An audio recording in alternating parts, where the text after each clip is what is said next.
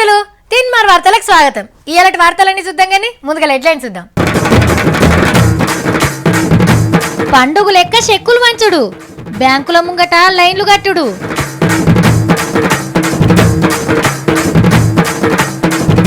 ఖతర్నాకుంది కన్నడ రాజకీయం. ఎట్లుంటదో మరి governor sir నిర్ణయం.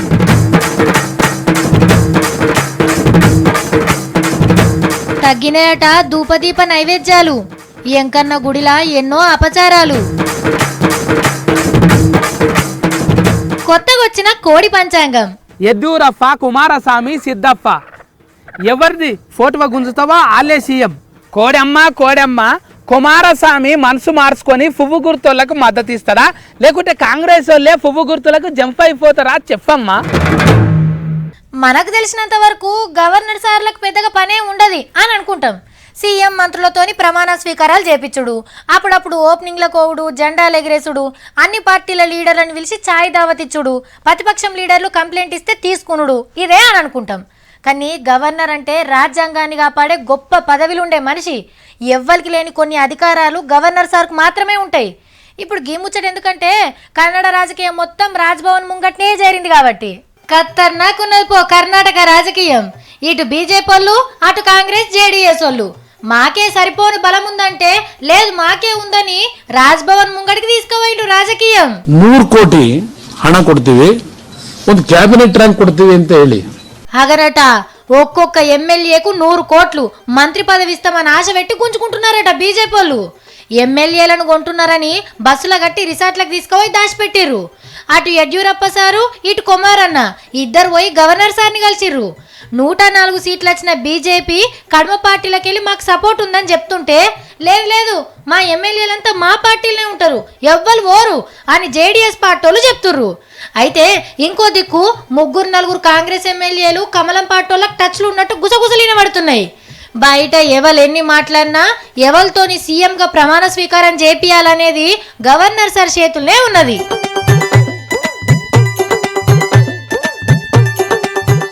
మీరు తెలంగాణలో ఏ ఊరికన్నా ఓన్రి, ఇద్దరు ఒక్కతాన చేరిండ్రంటే వాళ్ళు మాట్లాడేది తప్పకుండా పెట్టుబడి చెక్కుల గురించే. అవుగాని మలికాక నీకెంత వచ్చిందే అని ఒగలు.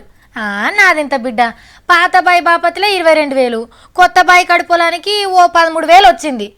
అవుగాని కమలమ్మ నీ పేరు మీద 2 ఎకరాల భూమి ఉండే కదా, మరి నువ్వు చెక్ తెచ్చుకున్నావా? అవునా, సరేది రేపు అందరం ఆటో కట్టుకుని ఒక్క పారే బ్యాంక్ ఆడుకోదాం. మొన్న కొన్న భూమి కొత్త పాస్ బుక్లకు ఎక్కిందా? అరే ఎంకడిగా చెప్పురా. ఇగో ఇట్లా మాట్లాడుకుంటున్నారట ఊర్ల పొంట. పండుగ లెక్కనే జరుగుతుందనుకో రాదండ్రి చెక్కులు వంచుడు. రైతులకు సంబంధించిన పని కాబట్టి ముద్దుగా పంచెలు కట్టుకొని ఎడ్ల బండ్ల మీద రచ్చబండ కాడుకోతున్నారు మంత్రులు. మొన్న జూపల్లి కృష్ణారావు సారు, ఇవాళ జోగురామన్న ఎడ్ల బండి ఎక్కిర్రు. అయితే వరంగల్ జిల్లాల కడియం సారు బండెక్కితే ఎమ్మెల్యే ధర్మారెడ్డి అన్న పగ్గాలు పట్టిండు. బండి జర్రంతా ముంగట్టుకోయిందో లేదో.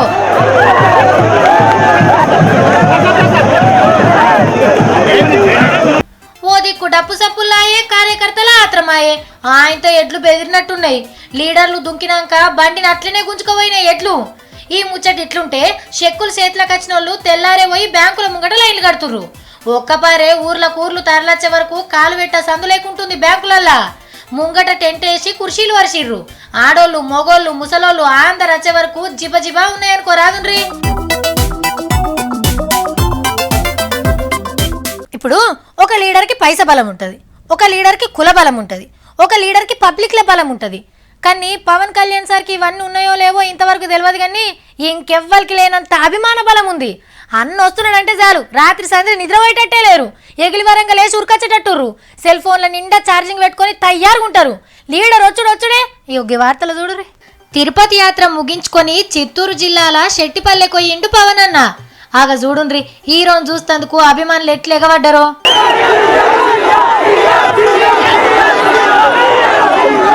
పద్మవ్యూహంలోకెళ్ళి తప్పించుకున్నట్టే ఉన్నది కదా. మీటింగ్ కాడు కోంగనే అక్కలు మంగళారతులు పట్టి బొట్టు పెడితే అన్నలు గొర్రె పిల్లనెత్తిర్రు. కుర్చీలు గిరుషులు ఏం లేవు, కింద కూర్చొని ఊరోళ్ళతో ముచ్చట పెట్టిండు. ఈ ఊరి భూములను సర్కారు తీసుకుంటుందట ఏదో పని కోసం. ఇయ్యమని ఊరోళ్ళంతా జిజ్జుతోనున్నారు. ఎవరైతే బ్యాంకులకి రుణాలు ఎగ్గొడతారో వాళ్ళ కుమ్ము కాసి రైతులకి అన్యాయం చేయడం జనసేనకి నిజంగా చాలా బాధ కలిగిస్తుంది. తిరుపతి ఎంకన్నను కలియుగ ప్రత్యక్ష దైవం అంటారు. చాలా నిష్టగా కొలుసుకుంటారు భక్తులు. పొంటెల కమానం లైన్లు కట్టి గుడిలో పట్టుకోతే ఇట్లా దేవుణ్ణి చూస్తామో లేదు ఆ నడవాలమ్మ నడవాలి నడవాలి అని పంపిస్తూనే ఉంటారు. దర్శనం కలిగినంతసేపే మా భాగ్యం అనుకుంటాం. తిరుపతి లడ్డు ముత్తమంతా దొరికినా చాలు కళ్ళకు అద్దుకొని నోట్లు వేసుకుంటాం. ఎంకన్నా మొక్కుకు ఎంతో విలువ. తెలివకేదైనా తప్పు చేస్తే చెంపలేసుకుంటారు. ఇదంతా మనకు తెలిసిన ముచ్చట. కానీ గుడి లోపట ఏం జరుగుతుంది, పూజలు ఎట్లా జరుగుతున్నాయి, నైవేద్యాల సంగతి ఏంది అనేది చాలా మందికి తెలియదు. కానీ ఇప్పుడు తెలుసుకున్నాక అయ్యో ఆపద మొక్కుల వాడికి ఇంత కష్టమా అని అంటారేమో. గీ అయ్యవారి పేరు రమణ దీక్షితులు. తిరుపతి ఎంకన్న గుడిలా పెద్ద పూజారి. ఏండ్ల సంధి ఎంకన్న సేవలో ధరిస్తున్నాడు. అయితే స్వామివారికి మున్పట్లెక్క పూజలు సేవలు జరుగుతలేవట. జల్దినా కానివ్వండి అని ఆఫీసర్లు ఆతర పెడుతున్నారని బాధ పడుకుంటా చెప్పిండు పెద్ద పూజారి. సుప్రభాతం 3 గంటలకు చేయండి, 2 గంటలకు చేయండి, 12 గంటలకు చేయండి, లేక తోమాల సేవను 5 నిమిషాల్లో చేసేయండి, నైవేద్యం 5 నిమిషాల్లో చేసేయండి. అంతేకాదు స్వామివారికి రావాల్సిన ప్రసాదాలను సగానికి సగం తగ్గించేయండి. ఎందువల్లంటే దానివల్ల ఆలస్యం అవుతుంది. ఎంకన్నకు ఎన్నో తీర్ల నైవేద్యాలు చేసి పెడతారు. కానీ దేవుణ్ణి తృప్తిగా ఆరగించనిస్తలేరట ఆఫీసర్లు. మరి ఇట్లెందుకు చేస్తున్నారు అని రమణ దీక్షితుల వారిని అడిగితే, మాకు కావలసిన ధనవంతులు, రాజకీయ నాయకులు, చలనచిత్ర నటులు, వ్యాపారస్తులు వీళ్ళందరూ కూడా కాచుకొని ఉంటారు. వీళ్ళకి దర్శనాలు చేయించడం కోసం స్వామివారికి జరగవలసిన ఆరాధన కార్యక్రమాలంతా తగ్గించేయండి, త్వరగా చేసేయండి అని మమ్మల్ని అర్చకుల్ని బెదిరించి అదిలించి బాధ పెట్టి వాళ్ళ పనులు జరుపుకుంటూ ఉన్నారు. గదన్నట్టు అస్సలు సంగతి. పెద్దోళ్ళు వస్తుంటే ఆఫీసర్లు ఎంత ఆడావిడి చేసేది, ఎన్ని మాటలు చూడలే. రోజు జరిగేది ఇదే. ఇన్ని రోజులు పెద్ద భక్తుల సేవలు ధరించుకుంటా సామాన్య భక్తుల్నే ఇబ్బంది పెడతారు అనుకున్నాం. కానీ ఆ దేవుణ్ణి కూడా నిమ్మలంగా ఉండనిస్తలేరట. గుడికాడి పద్ధతులు ఆచారాలు తెలవనోళ్ళు ఆఫీసర్లుగా చేసే వరకు ఇష్టం వచ్చినట్టు చేస్తున్నారట. తిరుపతి పవిత్రతను కాపాడుకునేందుకు భక్తులే గట్టి గొట్లాడాలి అని కోరిండు. పెద్ద పూజారికి ఎంత బాధ అనిపిస్తే ఇట్లా మైకుల ముంగడికొచ్చి చెప్తాడులా. అయితే గుడి కమిటోళ్ళు ఇవాళ మీటింగ్ పెట్టి 65 ఏళ్లు నిండిన పూజారులను దేవుని సేవలకెళ్ళి పక్కకు పెట్టాలని నిర్ణయం చేసిండ్రు. రమణ దీక్షితుల వారు కూడా తప్పుకోవాల్సిందే. గీ ముచ్చట ముందే తెలిసి గుడిలో అట్లా జరుగుతుంది ఇట్లా జరుగుతుందని అంటున్నాడు అని గుసగుసలు వినబడుతున్నాయి. అయినా ఇన్నేళ్ల సంధి చూస్తున్నోళ్ళు లోపట ఏం జరుగుతుందో ముందే చెప్తే బాగుండేది కదా. బోర్డు ఆదేశాల మేరకు నేను వారికి ఒక నోటీస్ ఇచ్చి ఆ ఇష్యూస్ మీద క్లారిటీ తీసుకోవాల్సిందిగా ఫస్ట్ నిర్ణయమైంది.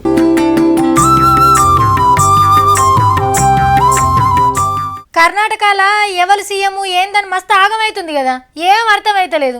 ఏం జరుగుతుందో కనకరమ్మని మా సత్తిగాలని తోలినా ఏం చేస్తుండో మరీడు.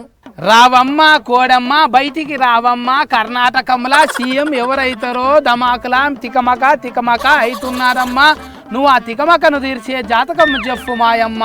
అరే రాశి ఫలాలు, అదృష్ట రేఖలు, పేరు బలాలు నిన్ను ఎవరు చూడమన్నది?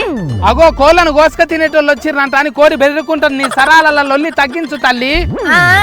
ఆ కోడికి తెలుసు, జనాలకు తెలుసు ఎవరు కోసుకొని తింటారు. అయినా కోడితోనే మాట్లాడుతున్నావురా నువ్వు? బయటికి రావమ్మ కోడమ్మ. మంచిగా చూడు, 3 ఫోటోలు ఉన్నాయి. ఒక ఫోటో మీద వడ్ల గింజలు పోసిన, ఇంకో ఫోటో మీద అటుకులు పోసిన, ఇంకో ఫోటో మీద వండిన బువ్వ పెట్టిన. ఏది నచ్చితే అదే బుక్ అమ్మా. నువ్వు కోడినే సిల్కంటున్నావా లేకుంటే గిమ్మికులు చేస్తున్నావా నా ముంగట? ఎట్లయినా నువ్వు నన్ను అడుగుతావు కర్ణాటకం సీఎం ఎవరంట అని. అందుకే కోడమ్మతోని జాతకం చెప్పిస్తున్నా. అరే దునియాలో ఏడన్నా చిల్క జాతకం ఉంటది కానీ కోడి జాతకం ఉండదురా. కోడి ఇట్లా చెప్తా చెప్పు కర్ణాటకలో ఎవరు సీఎం అని? ఆ ఓటర్ రే చెప్పలేకపోయా, ఇంకా చిలుక వచ్చి చెప్తుందంట. కర్ణాటకం ఆగమాగం ఫలితాలకైతే కోడి జాతకమే కరెక్ట్కు. పేటగడ్డ మీద ఇత్తులు బుక్కి పొద్దుకి గంప కింద ఉండి ఐతారం కోస్తే కూర అవుతుందిరా. దానికి ఏమేరక చెప్పు. మళ్ళీ నువ్వు చెప్తావా నేను చెప్తానా? మనం చెప్తే కోడిదా మాకు అంటారు. అందుకే డైరెక్ట్ గా కోడినే తెచ్చిన. అవునా సరే మరి కోడేమంటున్నదిరా? కర్ణాటకనే లేదు ఎవరట? కోడమ్మ నువ్వు ఇత్తులు అటుకులు బుక్కింది చాలు గాని ఇప్పుడు ఫోటోలు ఫోటోలు యడ్యూరప్ప, కుమారస్వామి, సిద్ధప్ప ఎవరిది ఫోటో గుంజుతావా వాళ్ళే సీఎం. అరే సిద్ధప్పకు సీఎం అయ్యే అవకాశం లేదట కానీ సీఎం ని చేస్తాడట. ఏంటిదేమో 38 సీట్లు వచ్చిన కుమారస్వామి ముఖ్యమంత్రి అయితే 78 సీట్లు వచ్చిన సిద్ధప్ప ముఖ్యమంత్రి కాడా? తర్వాత అవుతుందా? కాసతి కుమారస్వామి సార్ ఎటు మద్దతు ఇస్తే అటే. ఆయననేమో కాంగ్రెస్ కి ఇస్తాడట, కాంగ్రెస్ ఏమో ఆయన సీఎం ని చేస్తాడట. అంటే తక్కువ సీట్లు వచ్చిన వాళ్ళే సీఎం అవుతారా? మళ్ళీ కుమారస్వామి కంటే సిద్ధప్ప ఎందుకు తెచ్చుకున్నాడో ఏమో ఎక్కువ సీట్లు. అంటే ఎవరికి చక్కగా సీట్లు రాలేదాయే దీన్నే హంగంటారు. గందుకే కుమారస్వామి కింగ్ మేకర్ అయింది ఇవాళ. కోడెమ్మ కుమారస్వామి మనసు మార్చుకొని పువ్వు గుర్తులకు మద్దతు ఇస్తారా, లేకుంటే కాంగ్రెస్ వాళ్ళే పువ్వు గుర్తులకు జంప్ అయిపోతారా చెప్పమ్మా. ఓట్ల శాతం ఎక్కువ వచ్చిందేమో కాంగ్రెస్ కి, సీట్లేమో బీజేపీకి ఎక్కువ వచ్చినాయి. సీట్లు తక్కువ వచ్చింది కుమారస్వామికి, అయినా ఈయననే సీఎం అవుతాడట్రా. గందుకే కోడమ్మ నీ దమాకుతోనే జాతకం చెప్పిస్తున్నా. నీకు అర్థమవుతుందా? అన్నిత్తులు ఒడగొట్టేటట్టును అగడబడ్డ దాని లేక. అయ్యో దేవుడా, మనుషులకి అంత చిక్తలేదురా అంటే ఇక కోడికే మేరకు అవుతుందిరా. ఫోటోలు పెడితే పాపం అదేం చేస్తుంది? ఏ ఫోటో మీద అయితే ఇత్తులు ఎక్కువ బుక్తుందో వాళ్ళే సీఎం అవుతారు. ఏయ్ నన్ను పడుస్తున్నావా నువ్వు? సిగ్గొద్దమ్మా, నువ్వు ఇత్తులు మాత్రమే బుక్కు, నన్ను పడుస్తున్నది ఇది.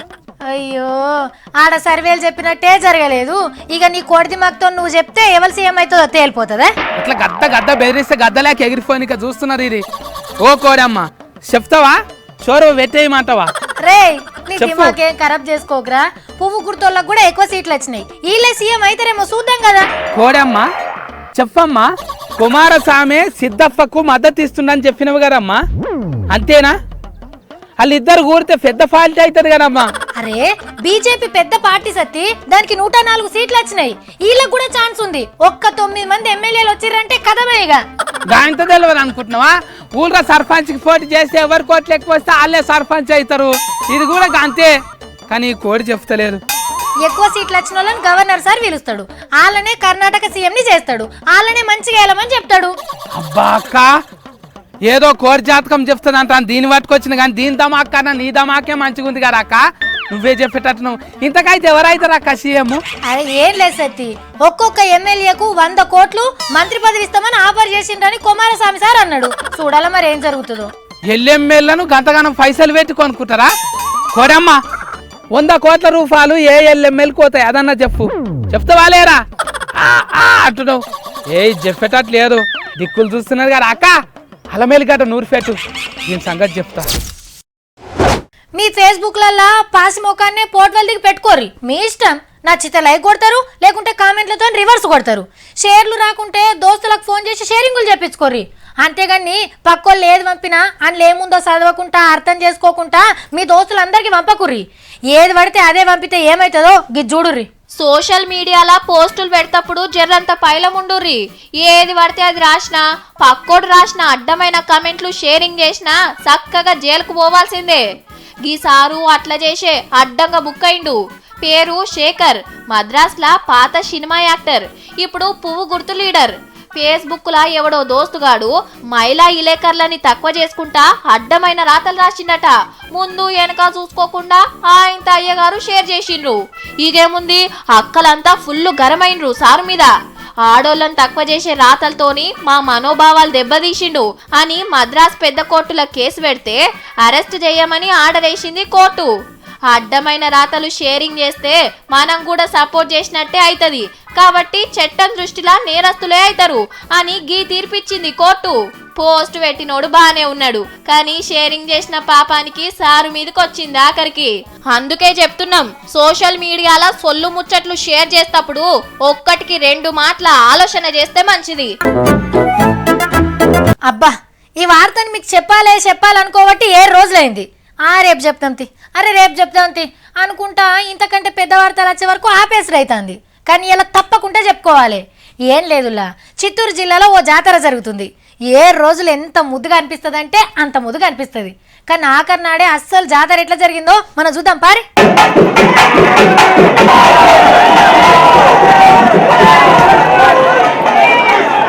ఎట్లున్నది అమ్మవారి నిజరూప దర్శనం? నల్లటి ముఖం, పెద్ద ముక్కు పుడక, గురకాయించి చూస్తున్న గుడ్లు, మీద నాగేంద్రుడి కిరీటం. ఈ రూపంలా అమ్మవారి దర్శన భాగ్యం కోసం భక్తులు ఎట్లొచ్చిరో చూడుర్రి. ఆగో భక్తులను నూకేసుకుంటా శివసత్తురుకొస్తుంది. ఇట్లా మీదకెక్కి విగ్రహాన్ని ముట్టుకోగానే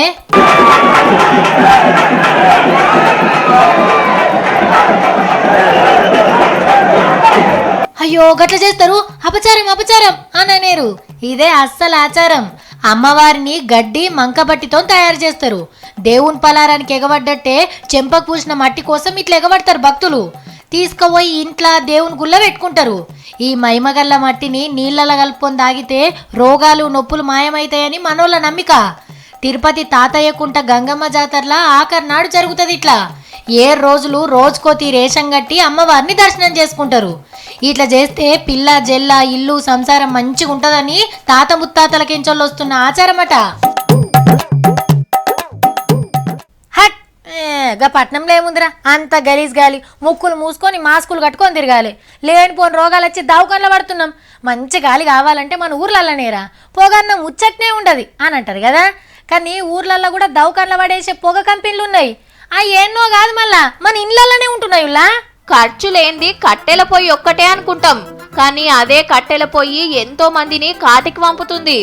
దునియా మొత్తంలా ప్రతి ఏడు 40 లక్షల మంది బతుకులు పొగజూరి పోతున్నాయంటే చిన్న ముచ్చట్న. ఆరోగ్య సంఘం ఆఫీసర్లే చెప్పిండ్రు కుద్దు. పట్నాలలో ఉండేటోళ్లకు తెలియకుండొచ్చు, ఊర్లల్లో ఆడోళ్లకు తెలుస్తాయి గా తిప్పలేందో. పొయ్యి కాడ కూసోని ఊది ఊది దమ్ముకొంటారు, కండ్లు మండి నీళ్లు గారుతుంటాయి.